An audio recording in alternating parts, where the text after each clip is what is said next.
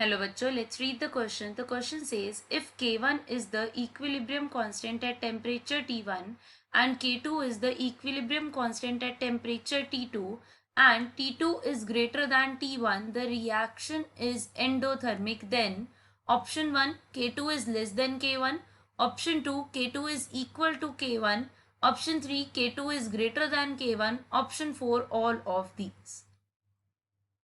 So the key concept that we will be doing in this question is Van 't Hoff equation.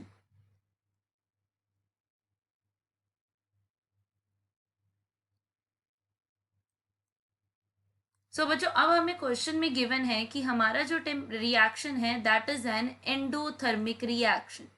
Endothermic reaction का मतलब क्या है कि मेरा जो delta H for the reaction है that is positive, means it is greater than zero. अब मेरे पास जो वेन 't हॉफ इक्वेशन आती है, van 't Hoff equation is log K2 by K1 which is equal to delta H upon R into 1 upon T1 minus 1 upon T2. अब बच्चे इस reaction में हमें दे दिया गया है कि जो डेल्टा एच है वो पॉजिटिव है बिकॉज मेरा रिएक्शन क्या है, एंडोथर्मिक रिएक्शन है. Also it is given T2 is greater then T1. अगर T2 की वैल्यू T1 से बड़ी है मतलब 1 upon T1 will be greater than 1 upon T2.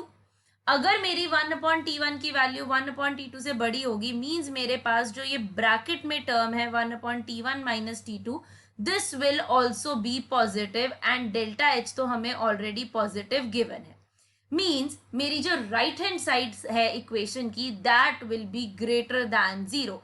So I can write here that log of K2 minus log of K1.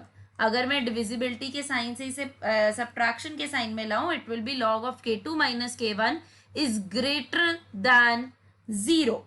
Now अगर मैं K1 को दूसरी साइड ले जाऊं it will be natural log of K2 is greater than natural log of K1 means K2 is greater than K1. So अगर मेरे पास दो equilibrium constants हैं K1 and K2 at temperature T1 and T2 respectively, जिसका temperature ज्यादा होगा उसका equilibrium constant की value ज्यादा होगी for an endothermic reaction. So the correct answer to the question is option 3 K2 is greater than K1. I hope you all understood it well. Best of luck.